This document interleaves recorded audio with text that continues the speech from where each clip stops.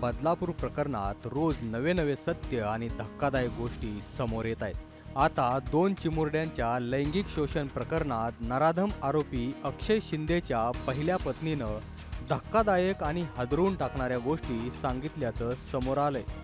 या प्रकरणात स्थापन करण्यात आलेल्या SITनं आरोपीच्या पहिल्या पत्नीचा जबाब नोंदवलाय. ती पालघर जिल्ह्यातील एका गावात राहत असल्याची माहिती आहे. आरोपी अक्षयचं पहिलं लग्न झाल्यानंतर त्याची ही पत्नी लग्नाच्या अवघ्या 5च दिवसात माहेरी निघून गेली होती. अक्षय शारीरिक संबंधांवेळी हिंसकपणे वागायचा. त्याची वृत्ती एखादा हैवान किंवा लिंग पिसाटासारखी होती.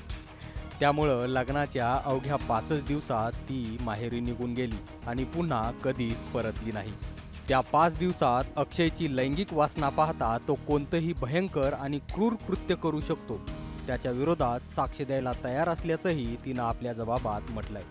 टाइम्स ऑफ इंडियाला SITच्या सूत्रांनी दिलेल्या माहितीनुसार या प्रकरणात अक्षयला कठोर शिक्षा होण्यासाठी त्याच्या पहिल्या पत्नीचा हा जबाब टर्निंग पॉइंट ठरू शकतो.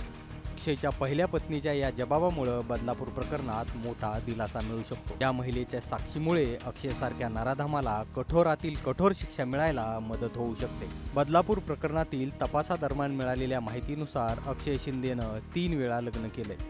यातील पहिल्या 2 पत्नी त्याला सोडून माहेरी निघून गेल्यात, तर त्याच्यासोबत राहणारी तिसरी पत्नी गर्भवती आहे. या प्रकरणात संस्थेचे अध्यक्ष उदय कोतवाल, सचिव तुषार आपटे याशिवाय मुख्याध्यापिका यांच्या विरोधातही गुन्हा नोंदवण्यात आलाय.